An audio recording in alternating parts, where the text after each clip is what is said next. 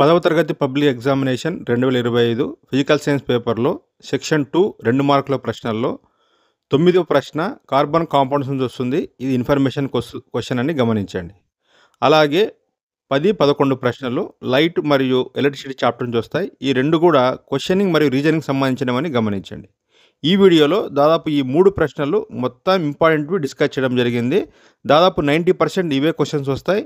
క్షుణ్ణంగా స్టడీ చేయండి, మంచి మార్కులు సంపాదించడానికి ప్రయత్నం చేయండి. So first I will discuss section 2 question, 2 mark questions. Section 2 2 mark question, that is a information question, that is from carbon and its compounds.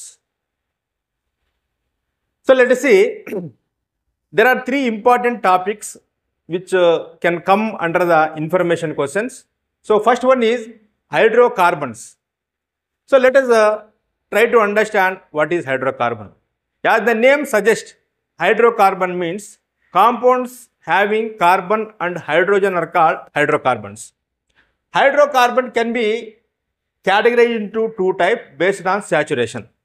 Saturation ఆధారంగా 2 రకాలుగా మనం విభజించవచ్చు. Saturated hydrocarbons, unsaturated hydrocarbons. మనందరికీ తెలుసు కార్బన్ యొక్క వ్యాలెన్సీ 4. కార్బన్ దాని చుట్టూ 4, దాని యొక్క valency 4. Every carbon if it forms 4 single covalent bonds with other atoms, then we say it is a saturated hydrocarbon. So అలా కాకుండా కార్బన్కు మిగిలిన ఆటమ్స్ అందుబాటులో లేనప్పుడు అది తన పక్కన ఉండే మరొక కార్బన్తో డబుల్ బాండ్ లేదా ట్రిపుల్ బాండ్ ఏర్పరచుకోవడానికి ప్రయత్నం చేస్తుంది. 2 కార్బన్ మధ్య డబుల్ బాండ్ లేదా ట్రిపుల్ బాండ్ ఉంటే దాన్ని అన్సాచురేటెడ్ హైడ్రోకార్బన్ అని అంటారు. So hydrocarbons divide into saturated hydrocarbon. Saturated hydrocarbon can be called as alkanes. Unsaturated hydrocarbon can be divided into again 2 types, alkenes and alkynes. Single bond ఉంటే alkanes అంటాము, carbon మధ్య double bond ఉంటే alkenes అంటాము, triple bond ఉంటే alkynes అంటాము. దీన్ని గుర్తుంచుకోవడానికి ఒక సింపుల్ టిప్ చెప్తాను చూడండి. So general formula CnH2n+2, alkenes general formula CnH2n, ఆల్కైన్ general formula CnH2n-2. ఇక్కడ గమనించండి, ఈ ఫార్ములాను మీరు గుర్తుంచుకోకపోయినా సింపుల్గా ఒక టిప్ గుర్తుంచుకోగలిగితే మీరు ఆల్కైన్స్ని సులువుగా గుర్తించవచ్చు. For example alkanes, carbon number hydrogen number just చూసి అది ఆల్కైనా ఆల్కైనా చెప్పవచ్చు. ఒకటి గుర్తుపెట్టుకోండి, కార్బన్ నంబర్కు హైడ్రోజన్ నంబర్ ఎగ్జాక్ట్ డబుల్ ఉంటే it is known as alkyne. Carbon నంబర్కు డబుల్ కంటే హైడ్రోజన్ నంబర్స్ ఎక్కువగా ఉంటే ఇట్ ఈజ్ ఆల్కేన్. అలా కాకుండా కార్బన్ నంబరు కార్బన్ నంబర్ కంటే హైడ్రోజన్ నంబర్ డబుల్ కంటే తక్కువగా ఉంటే దిట్ ఈజ్ ఆల్కైన్స్ అని గుర్తుంచుకున్నట్లయితే మనం సులువుగా ఆ ఫార్ములను చూసిన వెంటనే ఇది ఆల్కైన్ అనేది సులభంగా గుర్తించవచ్చు. So alkynes undergo substitution reaction because it has no vacancy. Alkynes అన్ని వ్యాలెన్సీలు 4 వ్యాలెన్సీలు సాచురేట్ అయి ఉంటాయి, బాండింగ్ ఏర్పరచుకుంటాయి కాబట్టి it has no vacancy. That's why it undergo substitution reaction. ఒక మాలిక్యూల్ కార్బన్తో బాండింగ్లో పాల్గొనాలంటే ఆల్కైన్స్లో మరొక యాటమ్ బయటకు వెళ్ళాల్సి ఉంటుందన్నమాట. కాబట్టి in alkynes undergo substitution reaction. Whereas alkenes and alkynes they both undergo addition reaction. ఎందుకంటే దాన్ని వ్యాలెన్సింగ్గా సాచురేట్ అయ్యింటుంది కాబట్టి still there is a place for formation of the bond. Hence alkenes and alkynes they undergo addition reaction. ఈ విషయాన్ని గుర్తుంచుకోండి. ఏవైనా మిగిలిన యాటమ్స్ దాంతో బాండింగ్ ఏర్పరచుకోవడానికి కనుక వస్తే it gives space for them. That's why alkenes and alkynes undergo addition reaction. గమనించండి, hydrocarbons can be divide into 2 types, saturated hydrocarbons, unsaturated hydrocarbons. Saturated hydrocarbons are known as alkanes, unsaturated hydrocarbons are known as alkenes and alkynes. Single bond, double bond and triple bond. Carbon number కంటే hydrogen number double ఉంటే, exact double ఉంటే వాటిని alkenes అని అంటాం. Carbon number కంటే hydrogen number double కంటే ఎక్కువగా ఉంటే ఆల్కేన్స్ అంటాం. Carbon number hydrogen number carbon number కంటే డబుల్ కంటే తక్కువగా ఉంటే వాటిని ఆల్కైన్స్ అంటాం. ఇది కనుక గుర్తుంచుకుంటే మనం వీటికి సంబంధించిన అన్ని క్వశ్చన్లు మనము సులువుగా ఆన్సర్ చేయవచ్చు. Let us see. Questions will come like this. 2 mark questions. 9th question carbon compounds నుంచి ఇన్ఫర్మేషన్ క్వశ్చన్ ఈ విధంగా వస్తాయి, గమనించండి. Identify which of the following are alkane, alkene, alkyne. So some compounds formulas are given, hydrocarbon formulas are given. So we need to name them which one is alkane, which one is alkene and alkyne. నేను ఒక simple గుర్తు చెప్పాను. Carbon number కంటే hydrogen number exact double ఉంటే alkyne అని, double కంటే ఎక్కువగా ఉంటే ఆల్కేన్ అని, డబుల్ కంటే తక్కువగా ఉంటే ఆల్కైన్ అని గుర్తుపెట్టుకోవాలని చెప్పాను. గమనించండి. కార్బన్ నంబర్ 3 ఉంది, హైడ్రోజన్ నంబర్ 6 ఉంది. So exactly double. So it is alkyne. So this is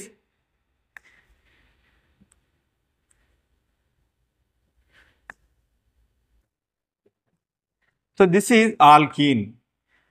ఇక్కడ చూడండి, C4H10, C4H10.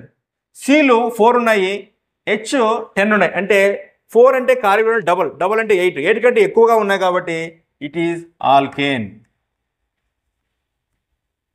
ఇక్కడ చూడండి, గమనించండి. C3H4, C3 ఉన్నాయి, డబుల్ అంటే Hలు 6, దానికంటే తక్కువ ఉన్నాయి. 6 కంటే తక్కువ అంటే 4 ఉన్నాయి కాబట్టి దిస్ ఈజ్ ఆల్కైన్ అని చెప్పవచ్చు. ఆల్కైన్. ఇక్కడ గమనించండి, C5H10, C5 డబుల్ 10, ఎగ్జాక్ట్ 10 ఉన్నాయి కాబట్టి alkyne. So in this way we can identify so which one is alkane, which one is alkene, which one is ఆల్కైన్ based on the formula given. So కింద చూడండి, ఇలాంటి ప్రశ్న కూడా వచ్చే అవకాశం ఉంది. Complete the following table. మనకు ఫార్ములాస్ ఇస్తాడు, దాని యొక్క నేమ్ను మనము రాయాల్సి ఉంటుంది. చూడండి, C2H6. గమనించండి, C2కు డబుల్ వచ్చేసి 4 కంటే ఎక్కువ ఉన్నాయి, అంటే 6 ఉన్నాయి కాబట్టి ఇట్ ఈజ్ ఏ ఆల్కేన్. ఆల్కేన్లో సీల్ 2 ఉన్నాయి కాబట్టి మనము సీల్ 2 ఉంటే దాన్ని ఎలా ప్రొనౌన్స్ చేస్తామంటే ఇత్ అని ప్రొనౌన్స్ చేస్తాం. So ethane, eth plus alkane, ethane. So this is ethane. Let us see, it is butane. But అనే వర్డ్ వచ్చినట్టే మనకు అర్థమైంది 4 carbons are there, 4 carbons. Yne అంటే ఇది ఆల్కైన్ అని మనకు అర్థమవుతుంది. సో ఆల్కైన్ యొక్క ఫార్ములా ఏమి? CnH2n-2. ఇక్కడ బ్యూటిఫుల్ సి కార్బన్స్ వచ్చేసి 4 కనుక C4. సో H వచ్చేసి 2n-2, 4 2 8, 8 2 6 అంటే 6. C4H6. This is butane. So let us see here, C6H12. Carbon సంఖ్యకి ఎగ్జాక్ట్గా డబల్ ఉన్నాయి. కార్బన్ 6 ఉంటాయి, హైడ్రోజన్ 12 ఉన్నాయి కాబట్టి 12 ఉన్నాయి, ఎగ్జాక్ట్ సమ్ ఉంటుంది. దాన్ని మనం ఆల్కీన్ అంటాము. ఇక్కడ గమనించి ప్రొపీన్. ఇక్కడ గమనించండి, ప్రొపీన్. ప్రోప్ అంటే 3 కార్బన్స్ అని, ఈన్ ఆల్కీన్ అంటే అది హైడ్రోజన్కు ఎగ్జాక్ట్గా డబల్ ఉంటుందని మనం అర్థం చేసుకోవాలి. C3H6. సో ఇలాంటి ప్రశ్నలు ఇచ్చినప్పుడు మనము ఒకటే గుర్తుపెట్టుకోండి, number of carbons, number of hydrogen. వాటి ఆధారంగా మనం ఏది ఆల్కీన్, ఏది ఆల్కైన్, వాటి నేమ్స్ కూడా సులభంగా గుర్తించే అవకాశం ఉంది. ఇక్కడ గమనించండి. So which of them are saturated, unsaturated? నేను ఆల్రెడీ చెప్పాను, alkanes are saturated compounds, alkenes are alkynes. వాటిలో డబుల్ బాండ్, ట్రిపుల్ బాండ్ ఉంటాయి కాబట్టి both of them are unsaturated hydrocarbons అని చెప్తాం. ఫస్ట్ మనము ఫార్ములాని బేస్ చేసుకుని అది ఆల్కీనా, ఆల్కైనా, ఆల్కేనా అనేది గుర్తించాలా. దాని ఆధారంగా మనము ఆటోమేటిక్గా సాచురేటెడ్ ఆర్ అన్సాచురేటెడ్ అని చెప్పవచ్చు. ఫార్ములా చూడండి, C3H8. సో C3 ఉన్నాయి, డబుల్ అంటే 6, H6 కంటే ఎక్కువ ఉన్నాయి కాబట్టి ఇట్ ఈజ్ ఆల్కేన్. ఆల్కేన్ అంటే ఏమి? అది సాచురేటెడ్ కాబట్టి this is saturated. Next C5H8. C5 అంటే డబుల్ అంటే 10 ఉండాలి, 10 కంటే తక్కువ ఉన్నాయి కాబట్టి ఇది ఆల్కైన్. ఆల్కైన్ అంటే అన్సాచురేటెడ్. లెట్ సి C2H4 అంటే C2 డబుల్ 4, ఎగ్జాక్ట్లో హైడ్రోజన్కి కార్బన్కి నంబర్ డబుల్ ఉన్నాయి కాబట్టి ఇది ఆల్కీన్ అని చెప్తాము. ఇది అన్సాచురేటెడ్. ఇక్కడ చూడండి C5H12 అంటే C5 డబుల్ అంటే 10 కంటే ఎక్కువ ఉన్నాయి కాబట్టి ఇది alkane. Alkane means it is saturated. So in this way we can identify based on the formula. If it is alkane, we say it is a saturated solution substance. If it is alkene or alkyne, we say it is a unsaturated substance. So ఈ విధంగా మనము 2 మార్కులు సులభంగా తెచ్చే అవకాశం ఉంది కేవలము alkane యొక్క ఫార్ములాను, ఆల్కీన్ ఫార్ములాను, ఆల్కైన్ ఫార్ములాను గుర్తించడం ద్వారా. ఇక్కడ గమనించండి, which of them undergo addition reaction, substitution reaction. ఇక్కడ అడిషన్ రియాక్షన్ ఏ కాంపౌండ్స్ అడిషన్ రియాక్షన్కు గురవుతాయి, ఏ కాంపౌండ్స్ సబ్స్టిట్యూషన్ రియాక్షన్కి గురవుతాయి మనం తెలుసుకోవడానికి ప్రయత్నం చేద్దాం. ఇక్కడ కూడా మనము అది ఆల్కేనా, ఆల్కైనా గుర్తించాలి. So based on the formula we need to identify which is alkane, which is alkene, which is alkyne. గమనించండి, alkyne undergoes substitution reaction, alkenes and alkynes undergoes addition reaction. చూడండి C2H6 డబుల్ అంటే 4 కంటే ఎక్కువ ఉన్నాయి కాబట్టి ఇది ఆల్కేన్ అండర్గోస్ సబ్స్టిట్యూషన్ రియాక్షన్. ఇక్కడ చూడండి సెకండ్ వన్ చూడండి C6H10 అంటే C6 డబుల్ వచ్చేసి 12 కంటే తక్కువ ఉన్నాయి అంటే H10 కాబట్టి ఇదేం చెప్పొచ్చు, ఆల్కైన్ అని చెప్పొచ్చు. ఆల్కైన్ undergoes addition reaction. Third one చూడండి C3H6 ఎగ్జాక్ట్లీ కార్బన్కి హైడ్రోజన్ డబుల్ ఉన్నాయి అంటే ఇది ఆల్కీన్ అండర్గోస్ అడిషన్ రియాక్షన్. ఇక్కడ చూడండి C4H10 C4 అంటే 4 డబుల్ 8 కంటే ఎక్కువ ఉన్నాయి 10 ఉన్నాయి కాబట్టి ఇది alkanes undergoes substitution reaction. So last one చూడండి, ఇక్కడ కూడా యాక్చువల్లీ C2H2 ఉండాలా. C2H2 కార్బన్ డబుల్ కంటే తక్కువ ఉన్నాయి కాబట్టి ఇది ఆల్కైన్ అండర్గోస్ అడిషన్ రియాక్షన్. సో ఈ కార్బన్ కాంపౌండ్స్ నుంచి మనకు 3 ప్రశ్నలు వచ్చాయి. ఒకటి వాటిని ఏమని అడుగుతాడు, లేదా సాచురేటెడ్ అన్సాచురేటెడ్ అడుగుతాడు, లేదా అడిషన్ రియాక్షన్ గురవుతుందా లేదా సబ్స్టిట్యూషన్ రియాక్షన్ గురవుతుందా అడుగుతున్నాడు. వాటి ఫార్ములాను బేస్ చేసుకుని మనం సులువుగా చెప్పవచ్చు. సో ఇది కూడా ఒక ముఖ్యమైన ప్రశ్న, సులభంగా 2 మార్కులు సాధించే గొప్ప అవకాశం. సో ఇక్కడ చూడండి, right the first 4 components of alkynes. మనకి ఎగ్జామినేషన్ ఇస్తుంటాడు సాధారణంగా ఒక జనరల్ ఫార్ములా ఇచ్చేసి, సో రైట్ ఫస్ట్ 2 హైడ్రోకార్బన్స్ అని అంటాడు. సో ఇక్కడ నేను ఏ విధంగా సులభంగా రాయాలో మనం చెప్తున్నాను.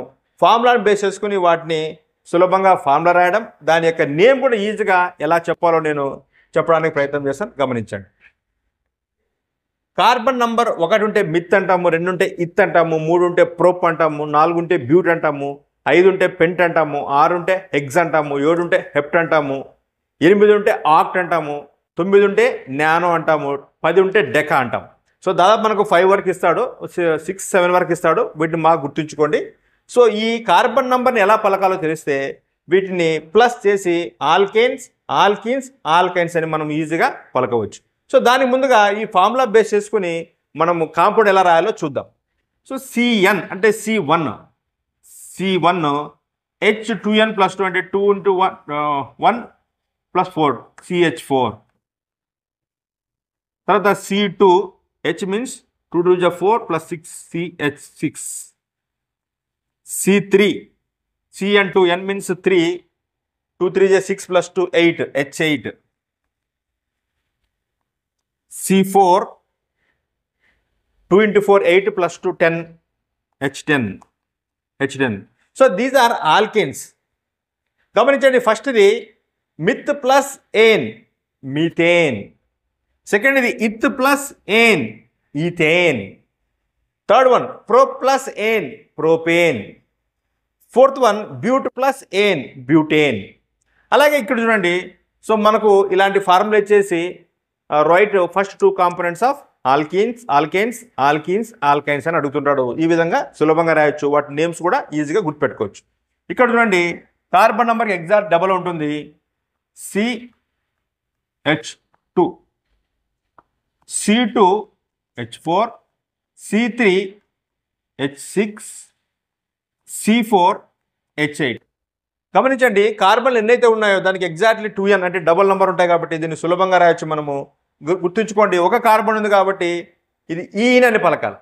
Myth plus ene methene, eth plus ene ethene, prop plus ene propene, but plus ene butene. So these are the names of alkenes. So likewise let us see alkynes. Formula చూడండి, C1 2 1 + 2 అంటే CH0 అవుతుంది, అంటే ఈ compound లేదనమాట. అలాగే second one చూడండి, C2. So 2n means 4, 4 - 2 CH2, C2H2, C3. So n means 3, 2 3 6, 6 - 2 4H4, C4, 8 - 2 = H6. So these are alkynes. వాటిని ఎలా ప్రొనౌన్స్ చేయాలి చూడండి. మొదటి కాంపౌండ్ లేదు మనకు, రెండో compound 2 carbon eth plus yne ethyne,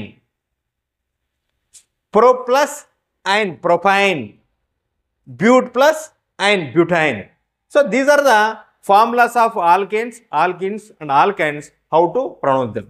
so మీకు ఎనీ క్వశ్చన్ అడగవచ్చు, write first 2 components of alkenes అని, లేదా ఫస్ట్ 2 కాంపోనెంట్స్ ఆఫ్ ఆల్కిన్స్ అని, లేదా ఫస్ట్ 2 కాంపోనెంట్స్ ఆఫ్ ఆల్కైన్స్ అని మనము అడగవచ్చు. ఏదేమైనా మీరు ఈ ఫార్ములాస్ కనుక మీరు గుర్తుంచుకోగలిగితే ఈజీగా గుర్తుంచుకోవచ్చు. తర్వాత కార్బన్ నంబర్ 1 to 10 గుర్తుంచుకోండి. కార్బన్ నంబర్ ప్లస్ వాటి యొక్క చివరి నేమ్ పలకగలిగితే మనం ఆ కాంపౌండ్ నేమ్ ఏమో ఈజీగా వచ్చేస్తుంది. చివరిగా కార్బన్ కాంపౌండ్స్లో వచ్చే చివరి ఇన్ఫర్మేషన్ క్వశ్చన్ ఏమంటే based on functional groups. So functional group means a atom or a group of atoms in a compound which predominantly decide the characteristics of the chemical. So that is known as functional group. So majorly 5 functional groups are given in our syllabus. చివరిగా chlorine or bromine ఉంటే మనము halogens అని అంటాం వీటిని. So we need to pronounce them as chloro or bromo అని pronounce చేయాల్సి ఉంటుంది. So alcohol అని అంటే చివరిలో ఏముంటుంది, OH ఉంటుంది. సో OH అనే ఫంక్షనల్ గ్రూప్ కనుక ఉంటే మనం దాన్ని ఆల్కహాల్ హోమోలోగస్ సిరీస్ అని అంటాము, దాన్ని ఓల్ అని పలకాల్సి ఉంటుంది మనం. అలాగే CHO కనుక ఫంక్షనల్ గ్రూప్ ఉంటే దాన్ని మనం ఆల్డిహైడ్ క్లాస్ అని అంటాము, దాన్ని అల్ అని పలకాల్సి ఉంటుంది. అలాగే C+O ఉంటే కనుక దాన్ని కీటోన్ గ్రూప్ అంటాము, దాన్ని 1 అని పలుకుతాం, చివరిలో సఫిక్స్ మనము 1 అని పలుకుతాం. అలాగే COOH ఉంటే దీన్ని కార్బాక్సిలిక్ యాసిడ్ ఫ్యామిలీ అని అంటారు, దీన్ని ఓయిక్ యాసిడ్ అని పలుకుతాం. గమనించండి, వాటి ఫంక్షనల్ గ్రూపు, అది ఏ ఫ్యామిలీకి చెందినది, దాన్ని సఫిక్స్ ఎలా పలకాలా, ఇవి కనుక గుర్తుంచుకుంటే మనం ఫంక్షనల్ గ్రూప్కు సంబంధించిన ఇన్ఫర్మేషన్ క్వశ్చన్స్ను సులువుగా ఆన్సర్ చేయవచ్చు. Let's see complete the following table. ఈ టేబుల్ని ఎలా మనము ఫిల్అప్ చేయాలో చూద్దాం. నేను ఇప్పుడే చెప్పాను, OH ఉంటే మనము పైన ఫంక్షనల్ గ్రూప్స్ ఇచ్చాడు, కింద వాటి నేమ్స్ మనం రాయాల్సి ఉంటుంది. OH ఉంది ఫస్ట్. OH అంటే దీన్ని ఆల్కహాల్ అని అంటాం, ఆల్కహాల్. సో ఆల్డిహైడ్ ఉంది, దీన్ని మనము CHO, దీని యొక్క నేమ్ వచ్చేసి CHO, దీని యొక్క ఫంక్షనల్ గ్రూప్ వచ్చేసి CHO. తర్వాత COOH ఉంటే దీన్ని కార్బాక్సిలిక్ యాసిడ్ అంటాం, కార్బాక్సిలిక్ యాసిడ్. అలాగే కీటోన్, దీని యొక్క ఫంక్షనల్ గ్రూప్ వచ్చేసి C+O. సో ఈ విధంగా సులభంగా ఆ ఫంక్షనల్ గ్రూప్స్ వాటి నేమ్ గుర్తుంచుకుంటే మనం ఈజీగా 2 మార్కులు సంపాదించే అవకాశం ఉంది. అలాగే ఇక్కడ చూడండి, కంప్లీట్ ద ఫాలోయింగ్ టేబుల్. ఒకసారి మనం టేబుల్ గమనిస్తే అర్థమవుతుంది. So at the top of the table functional groups are given. So below of it we need to write suffix, how to pronounce, how we need to pronounce them. Suffix మనం ఎలా pronounce చేస్తామో వాటిని రాయాలి. ఇక్కడ చూడండి, CHO ఉంటే దాన్ని మనము అల్ అని ప్రొనౌన్స్ చేస్తాం, సఫిక్స్ అల్ అని ప్రొనౌన్స్ చేస్తాం. అలాగే ఓయిక్ యాసిడ్ ఉంటే దాన్ని మనం దేన్ని ఓయిక్ యాసిడ్ అంటామంటే COOHని ఓయిక్ యాసిడ్ అని ప్రొనౌన్స్ చేస్తాం మనం. అలాగే C+O ఉంటే ఇది కీటోను, దీన్ని 1 అని ప్రొనౌన్స్ చేస్తాం. అలాగే ఓల్ ఉంటే దేన్ని ఓల్ అని పలుకుతాం మనము OHని మనము ఆల్కహాల్ అంటాము, దాని సఫిక్స్ని ఓల్ అని పలుకుతాము.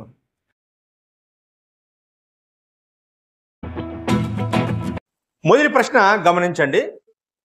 The magnification produced by plane mirror is +1, what does it mean అని. సో ఈ ప్రశ్నకు సమాధానాన్ని మనము ఈ విధంగా రాయొచ్చు. గమనించండి, magnification of a plane mirror is +1. మనం మ్యాగ్నిఫికేషన్ ఫార్ములా గమనించినట్లయితే magnification m is equal to minus v by q అని అర్థమవుతుంది. So that is equal to +1. Magnification of plane mirror is +1 అన్నాడు. అంటే దీని అర్థం ఏమి? ఎప్పుడు +1 విలువ వస్తుంది మనకు? When minus v value u value is equal, then only we get +1 value. అంటే so it does mean that the size of image and size of object is same. It means the magnification value is 1. So మనం అదే రాస్తాం. అలాగే ఇక్కడ గమనించండి, plane mirror అన్నాడు. So plane mirror కాబట్టి ఇది ఎలాంటి ఇమేజ్ ఫామ్ చేస్తుంది? So plane mirror forms virtual image, erect image అని. సో అదే మనం ఆన్సర్ రాసే సరిపోతుంది. So it does mean that size of image is equal to size of object. రెండవది, it forms erect and virtual image. It forms erect and virtual image. So magnification of the plane mirror is +1 అన్నప్పుడు మనకు ఈ రెండు విషయాలు అర్థమవుతాయి. So అదే రాస్తే సరిపోతుంది. సో రెండో ప్రశ్న చూడండి, ఈ విధంగా ఉంది. 1/2 of the convex lens is covered with a black paper. Will it produce a complete image or not? So ఈ ప్రశ్నను మనము సమాధానం గమనించినట్లయితే, every part of the lens forms a complete image. So even still after covering half of the lens with black paper, still it forms complete image, whereas the brightness of the image diminishes. ఎందుకంటే so number of rays passing through the lens will become less, hence the brightness is decreases అని రాసి సరిపోతుంది. So దీన్ని నేను diagram ఫామ్లో ఈ విధంగా రాయడానికి ప్రయత్నం చేస్తాను, గమనించండి. సో డయాగ్రామ్ ద్వారా ఈ విషయాన్ని నిరూపించడం. ఇక్కడ గమనించండి. So this is lens. Half of the lens is painted. This is f1, f2. So this is lens f1, f2. So this is object. So half of the lens is painted. అప్పుడు గమనించండి ఏం జరుగుతుందో. A ray which is passing through the parallel to the principal axis, it goes through f. రెండో చూడండి, a ray which is going through o, it goes undeviated. So image మనకి ఇక్కడ form అయింది. చూడండి, image, A complete image is formed, but where as less number of rays passing through the lens is decreases, the brightness of the image is decreases. So అదే రాస్తే మనం సరిపోతుంది. గమనించండి, still it forms complete image, but brightness decreases, but brightness of image is decreases as less number of rays pass through lens. So ఈ రెండు points రాస్తే సరిపోతుంది. So still it forms complete image, but brightness of image decreases as less number of rays passes through lens. So this is the answer. So మూడవ question ఇక్కడ చూడండి. A lens is made up of 3 different kind of materials. How many images will it form? So ఇక్కడ diagram మనకు కనిపిస్తుంది. ఈ విధంగా ఒక lens 3 మెటీరియల్తో తయారు చేయబడితే అది ఎన్ని ఇమేజెస్ ఫామ్ అవుతుంది అని గమనించండి. So every material has different refractive index, hence they form 3 images. They have different focal lengths. As per the focal length, they form images at 3 different places అని మనకు అర్థమవుతుంది. కాబట్టి ఎన్ని రకాల పదార్థాలతో అయినా లెన్స్ తయారు చేయనివని అన్ని సంఖ్యలో ఇమేజ్ ఏర్పడతాయని గమనించండి. సో ఇట్ ఫార్మ్స్, దీనికి ఆన్సర్ ఈ విధంగా రాయాలి మనం. It forms 3 images. They have different refractive indices. They have different refractive indices. So this lens forms 3 images at different places. This lens forms 3 images at different places. So దీనికి సమాధానము ఈ విధంగా రాసి సరిపోతుంది. ఒకవేళ అది 5 రకాల పదార్థాలు లెన్స్ తయారు చేసినా కూడా 5 ఇమేజ్ ఏర్పడతాయని మీరు గమనించండి. 4వ క్వశ్చన్ గమనించండి. When light ray travelling from rarer to the denser medium, how does the light ray bend అని. సో ఈ ప్రశ్న మనం గమనించండి. రిఫ్రాక్షన్ అనే కాన్సెప్ట్ నేర్చుకున్నప్పుడు మనం ఇది తెలుసుకున్నాం. ఒకసారి ఎక్స్ప్లెయిన్ చేయడానికి ప్రయత్నం చేస్తాను, గమనించండి. So when light ray travelling from rarer to denser, so say it is a air rarer medium, it is water denser medium.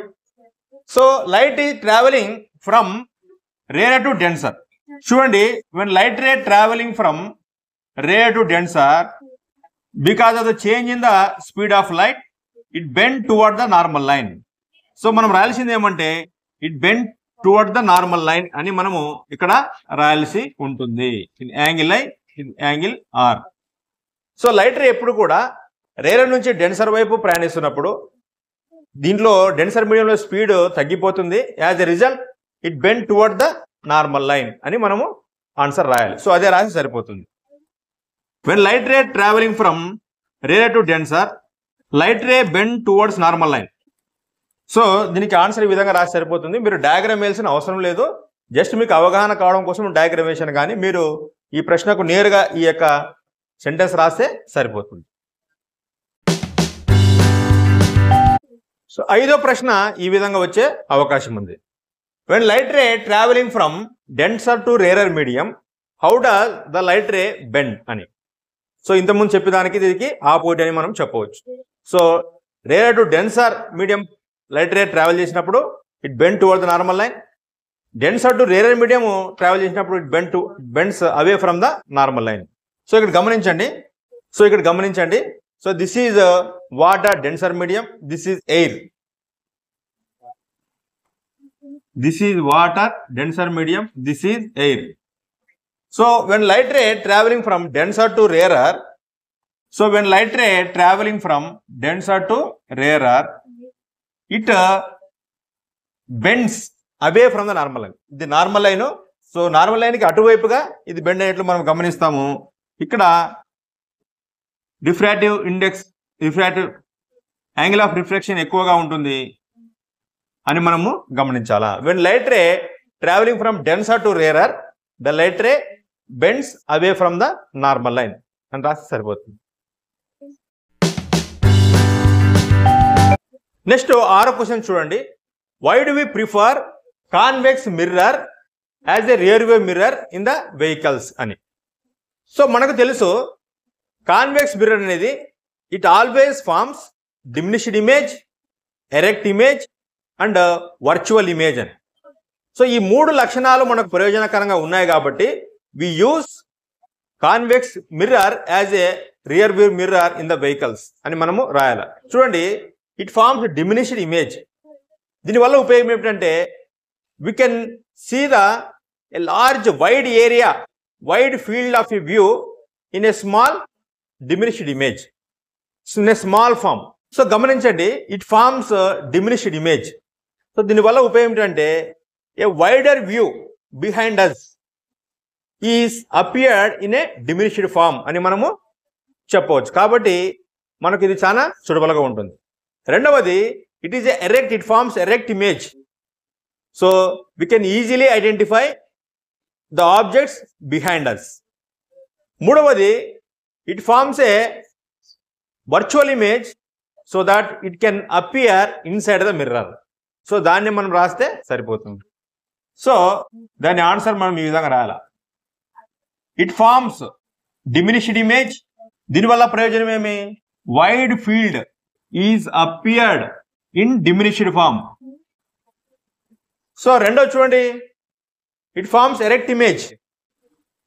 Erect image hence identify object behind us. So మూడవ property, image యొక్క property ఏమంటే it is virtual image. So దానివల్ల ఉపయోగం ఏమి? It can be seen inside the mirror. So ఈ 3 characteristics very useful to view the object behind us. Hence this mirror, convex mirror is used as a rear view mirror in the vehicles అని మనము రాస్తే సరిపోతుంది. 7వ ప్రశ్న గమనించండి. So ఈ విధంగా ఉంది. When a light ray passing through the center of curvature of a concave mirror. After reflection, it will reflect back into the same way. So why does it happen? అనే ప్రశ్న. సో గమనించండి. So మనం దీన్ని ఒక diagram ద్వారా explain చేయడానికి ప్రయత్నం చేస్తాను. So this is a concave mirror.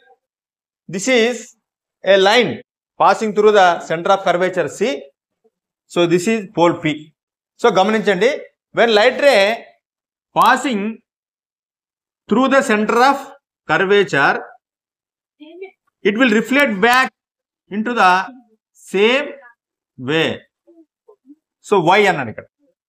So గమనించండి, so the incident ray is normal to the surface of the mirror, concave mirror, hence it reflect back into the same way అని చెప్పవచ్చు.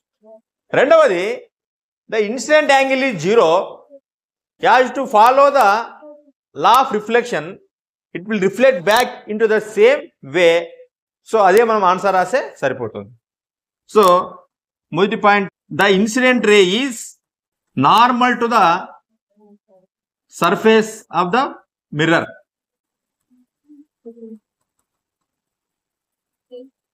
So the incident angle is 0 degrees. As to follow the angle of as to follow the law of reflection, it reflects back into the same way అని చెప్పవచ్చు. As to follow the law of reflection, it went back into the same way. So ఈ విధంగా answer రాస్తే సరిపోతుంది. Diagram అవసరం లేదు, answer మాత్రం రాసినా సరిపోతుంది. గమనించండి, నెక్స్ట్ 8వ ప్రశ్న. What happens when a light ray travels from one medium to the other medium having the same refractive indexes అని. గమనించండి, రెండు మెటీరియల్ మీడియంస్ ఉన్నాయి, వాటి యొక్క రిఫ్రాక్టివ్ ఇండెక్స్ సేమ్, వాటి గుండా లైట్ ట్రావెల్ చేస్తున్నప్పుడు ఏం జరుగుతుంది అని. సో మనం ఒక చిన్న డయాగ్రామ్ ద్వారా ఈ విధంగా అర్థం చేసుకోవచ్చు. ఇక్కడ గమనించండి, సో 2 మీడియాస్ ఉన్నాయి, ఇక్కడ రిఫ్రాక్టివ్ ఇండెక్స్ సేమ్ ఉన్నాయి. So one medium to another medium light are travelling, both are having the same refractive index. So what will happen when light travel from one medium to another medium? గమనించినట్లయితే, since both are having the same refractive index, no change in speed of light, hence the light ray straight away passes through the second media. So no bending of light is observed, no refraction is observed అని answer రాసి సరిపోతుంది. గమనించండి, ఈ రెండు refractive same కనుక when light ray traveling from one medium to another medium, it go straight away. So మనం దీన్ని answer రాసే సరిపోతుంది. సో గమనించండి, both are having same refractive indices, hence no change in speed of light, no refraction is observed. So ఈ విధంగా రాస్తే సరిపోతుంది. Diagram అవసరం లేదు, కేవలము ఆన్సర్ రాసినా సరిపోతుంది. నెక్స్ట్ 9వ ప్రశ్న గమనించండి. When light ray travelling through the interface of 2 media, what will happen? So ఇక్కడ మీడియా 1 ఉంది, ఇక్కడ N, ఇది ఒక రిఫ్రాక్టివ్ ఇండెక్స్ N, ఇక్కడ మీడియా 2 ఉంది, refractive index N1 N2. So when light ray traveling through the interface, what will happen? So we observe that the light ray will straight away goes through the interface, no bending of light is observed. ఎందుకంటే ఇక్కడ అయితే అది పై medium గుండా వెళ్ళాలా లేదా కింది medium గుండా వెళ్ళాలా?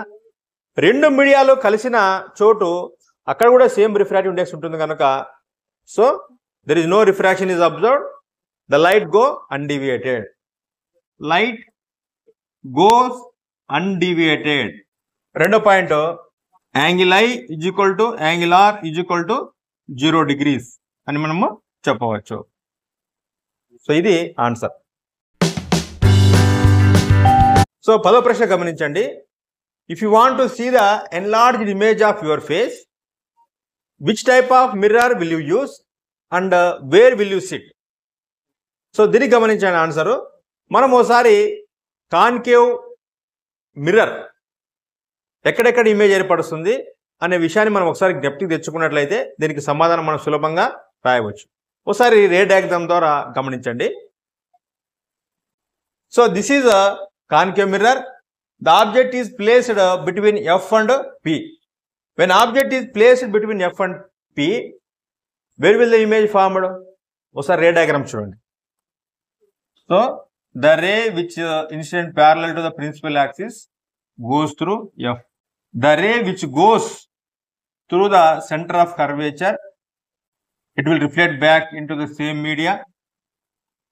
It will reflect back into the same way. So when these two rays are extended back, we observe that a virtual image is formed here. ఇక్కడ మనం వర్చువల్ ఇమేజ్ ఫామ్ చేస్తాం. సో కాన్కేవ్ మిర్రర్ ముందు మనం ఎక్కడ కూర్చోవాలంటే we should sit between P and F. దీన్ని dressing table మిర్రర్గా కూడా దీన్ని ఉపయోగిస్తారు. మన ఇమేజ్ చాలా ఎన్లార్జ్డ్గా క్లియర్ కట్గా మనకు స్పష్టంగా కనిపిస్తుంది. సో ఇక్కడ మనకు క్వశ్చన్లో రెండు ఉన్నాయి. Which mirror will you use? So we need to use concave mirror. Where will you sit? ఎక్కడ కూర్చుంటాం? So we need to sit between P and F అని చెప్తే సరిపోతుంది. సో దాన్ని మనం ఆన్సర్ రాస్తాం. We need to use concave mirror. రెండవది we should sit between F and P. So రెండు క్వశ్చన్స్కు రెండు సమాధానం ఈ విధంగా రాస్తే సరిపోతుంది. రే డయాగ్రామ్ అవసరం లేదు, only answer is enough. Next 11వ క్వశ్చన్ గమనించండి. Pose any 2 questions on the concept of refraction of light అని. సో ఇలాంటి ఏదైనా కాన్సెప్ట్ పై 2 క్వశ్చన్లు ఏమని అడిగినప్పుడు మనం చాలా సింపుల్గా ఒక్క నిమిషము ఆ కాన్సెప్ట్ గురించి ఆలోచించి ఆ కాన్సెప్ట్ గురించి మనం ఏమేమైతే తెలుసుకోవాలనుకుంటున్నామో క్వశ్చన్ ఫార్మాట్లో రాస్తే సరిపోతుంది. సో మనం ఈ విధంగా రాయొచ్చు. What is refraction of light? When do we observe refraction of light? So why does light ray bend during refraction అని కానీ, లేదా give some real life example for refraction అని కానీ రాసినా సరిపోతుంది. సో 4 ప్రశ్నలు ఈ విధంగా మనం రాయొచ్చు. దీనికి ఆన్సర్ 1వది what is refraction? When do we observe refraction? Why does light ray bend during refraction? Give some real life example for refraction. So ఈ విధంగా ఇది 2 మార్కుల ప్రశ్న కాబట్టి 2 క్వశ్చన్లు రాస్తే సరిపోతుంది. కానీ మీరు ఒక 4 క్వశ్చన్లు రాయండి. ఏమైనా 2 తప్పైనా కూడా రెండింటికి కరెక్ట్ అయితే మీకు ఫుల్ మార్క్స్ రావడానికి అవకాశం ఉంటుంది. సో 12వ ప్రశ్న, చివరి ప్రశ్న ఈ విధంగా అడిగే అవకాశం ఉంది. Pose any 2 questions on the concept of refractive index. So ఇంతకుముందు అడిగిన ప్రశ్న రిఫ్రాక్షన్ గురించి, ఇప్పుడు అడిగే ప్రశ్న రిఫ్రాక్టివ్ ఇండెక్స్ గురించి. సో మనం దాని గురించి కొద్దిసేపు ఆలోచిస్తే మనకు క్వశ్చన్స్ వస్తాయి, వాటి గురించి రాస్తే సరిపోతుంది. సో ఉదాహరణకు మనం ఈ విధంగా రాయొచ్చు. What is refractive index? How does refractive index and speed of light is related?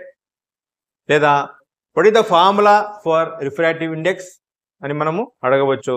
లేదా and what factors does the refractive index depends అని కూడా మనము అడగవచ్చు. సో వాటిని ఈ విధంగా రాస్తే సరిపోతుంది. What is refractive index? How does refractive index? How does refractive index and speed of light related? So 3వ ప్రశ్న ఈ విధంగా అడగవచ్చు మనము. On what factors does refractive index depends? So చివరిగా ఈ విధంగా అడగవచ్చు. What is the formula for refractive index? So ఈ విధంగా 2 మార్కుల లైట్ చాప్టర్ నుంచి 2 మార్కుల ప్రశ్నలు రీజనింగ్ అండ్ క్వశ్చనింగ్ స్కిల్ ఆధారంగా ప్రశ్నలు వచ్చే అవకాశం ఉంది. గమనించండి, ఇవి కొంచెం కఠినంగా అనిపించవచ్చు, కానీ కాన్సెప్ట్ కనుక మనకు అర్థమైతే వీటిని ఆన్సర్ చేయడం చాలా సులభమే. సో ఈ 12ని బాగా చూడండి, అర్థం చేసుకునే ప్రయత్నం చేయండి. సులువుగానే ఆన్సర్ చేయొచ్చు, పూర్తి మార్కులు పొందవచ్చు.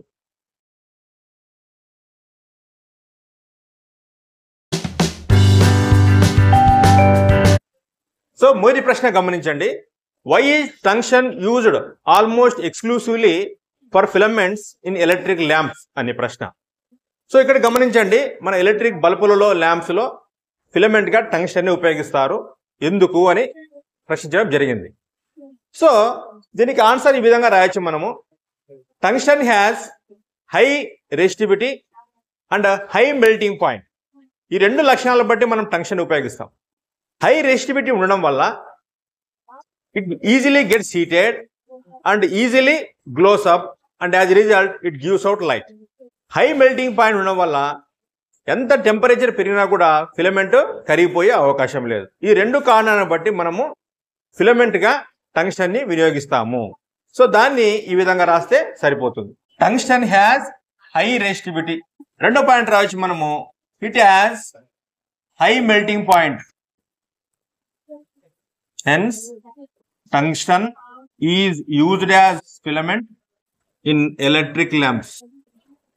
సో ఇది ఈ ప్రశ్నకు సరైన సమాధానం. రెండో ప్రశ్న గమనించండి.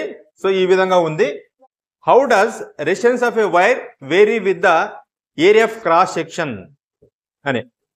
So area of cross section కి మరియు రెసిస్టెన్స్ కి మధ్య సంబంధం ఎలా మారుతుంది అనేది ప్రశ్న. మనకు తెలుసు ఫ్యాక్టర్స్ అఫెక్టింగ్ రెసిస్టెన్స్ లో మనం చదువుకున్నాం. So resistance depends upon two things, length and area of cross section. ఈ రెసిస్టెన్స్ మరియు length, area of cross section సంబంధించి నేను ఒక చిన్న అనాలిసిస్ చెప్తాను, గమనించండి. వాటర్ పైపు, అందులోని ప్రెజర్. వాటర్ పైప్ యొక్క లెంగ్త్ పెరిగితే అందులో వాటర్ ప్రెజర్ పెరుగుతుంది. అలాగే వాటర్ పైప్ యొక్క థిక్నెస్ పెరిగితే అందులో వాటర్ యొక్క ప్రెజర్ తగ్గుతుంది. సో దీన్ని మనము ఎలక్ట్రిక్ వైర్కి అదేవిధంగా రెసిస్టెన్స్కి పోల్చవచ్చు. If length of the wire increases, resistance increases. If cross section of the wire increases, resistance decreases. కాబట్టి resistance, area of cross section inversely proportional to each other అని మనం చెప్పవచ్చు. సో దాన్నే మనం ఈ విధంగా రాస్తే సరిపోతుంది. సో దీనికి రెండో ప్రశ్నకు ఆన్సర్ ఈ విధంగా రాయొచ్చు. గమనించండి, since R inversely proportional by A, if area of cross section increases, resistance is decreases. So ఈ రెండు పాయింట్స్ రాసి సరిపోతుంది. Since R inversely proportional to A, if area of cross section increases, resistance is decreases అని. So మూడో ప్రశ్న చూడండి, ఈ విధంగా ఉంది, what happen to the resistivity of a conductor if its length doubled అని. సో గమనించండి ఈ ప్రశ్నకు సమాధానము. So resistivity of a conductor does not depend on length or cross section area.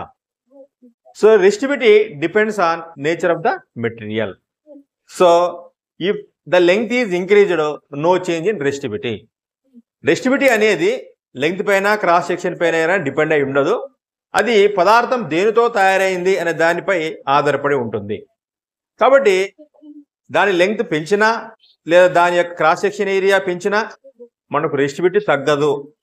పదార్థంపై depend అయితే కనుక అది మార్పు ఉండదు అని మనం గమనించాలి.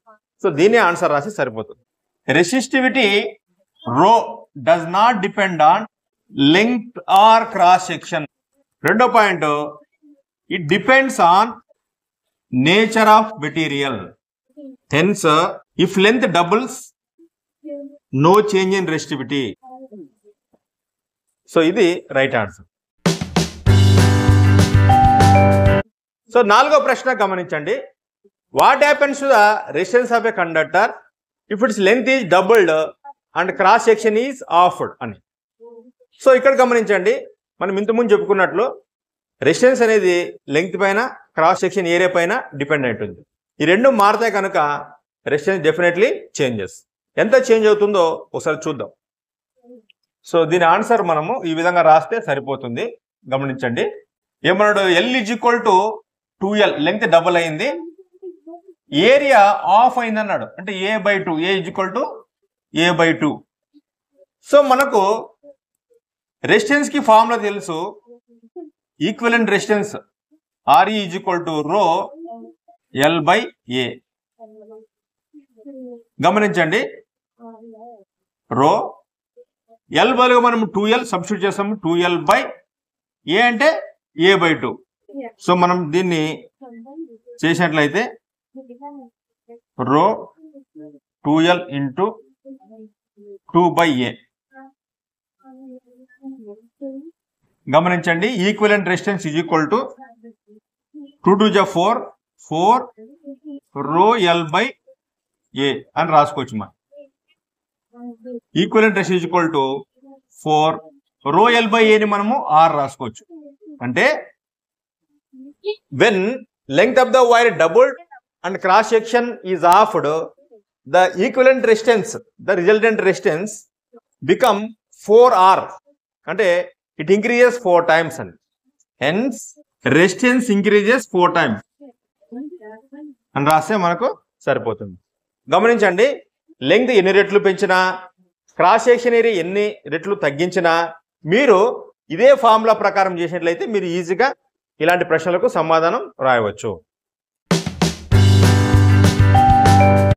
5వ ప్రశ్న చూడండి, ఈ విధంగా ఉంది. Why are coils of electric toaster or electric iron made of alloy rather than pure metal అని.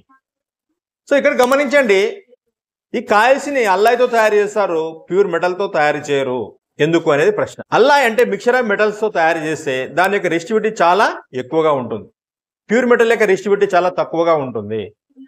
అంతేకాకుండా ఈ అల్లాయ్ అంటే మిక్చర్ ఆఫ్ మెటల్స్ అనేది it will not easily oxidized, so it will last long అని మనము గమనించాలి.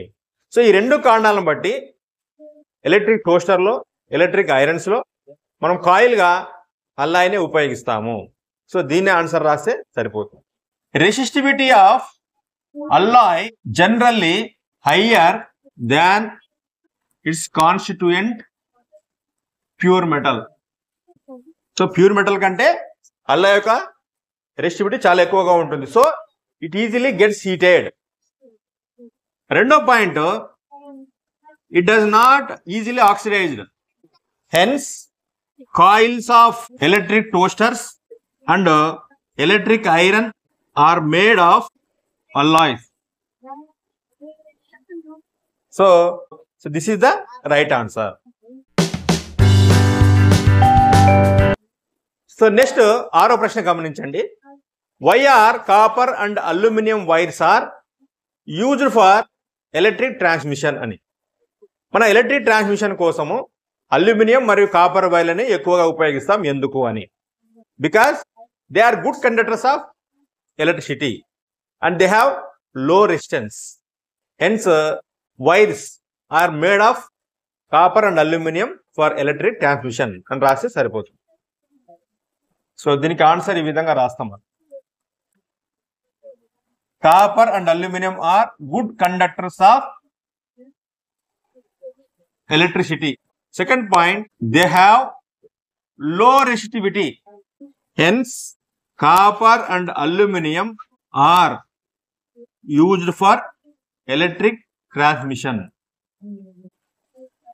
So, this is the right answer. 7వ ప్రశ్న గమనించండి. Why is series arrangement is not used in domestic circuits అని. ఇదే ప్రశ్నని మరో రకంగా అడగవచ్చు. Why is parallel connection is used in domestic circuits but not series connection?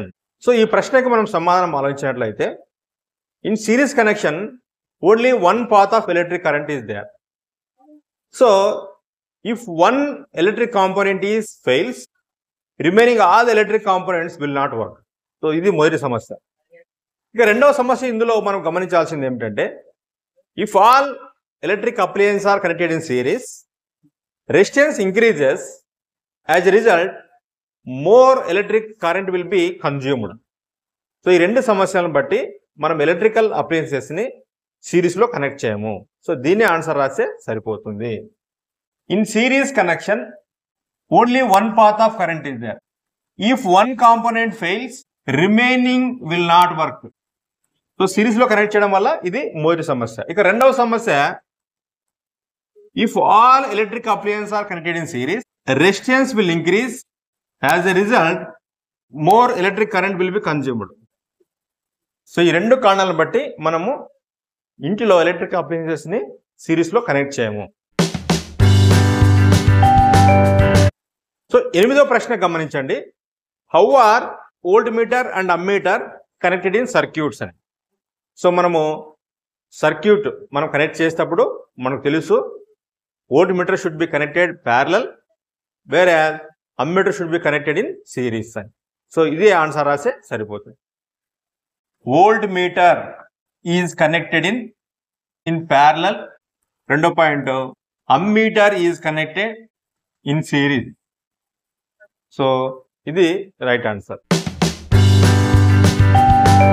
So 9వ ప్రశ్న ఇలా వచ్చే అవకాశం ఉంది. Pose any 2 questions to understand the concept of Ohm's law అని. సో ఈ ప్రశ్నకు మనము ఇంతకుముందు చెప్పాను నేను, ఏ కాన్సెప్ట్ గురించి 2 ప్రశ్నలు అయినా అడిగినప్పుడు ఆ కాన్సెప్ట్ గురించి మనం 1 నిమిషం పాటు ఆలోచించి దాని గురించి ఏమేమైతే తెలుసుకోవాలనుకుంటున్నామో వాటిని క్వశ్చన్ ఫార్మేట్లో మనం రాస్తే సరిపోతుంది.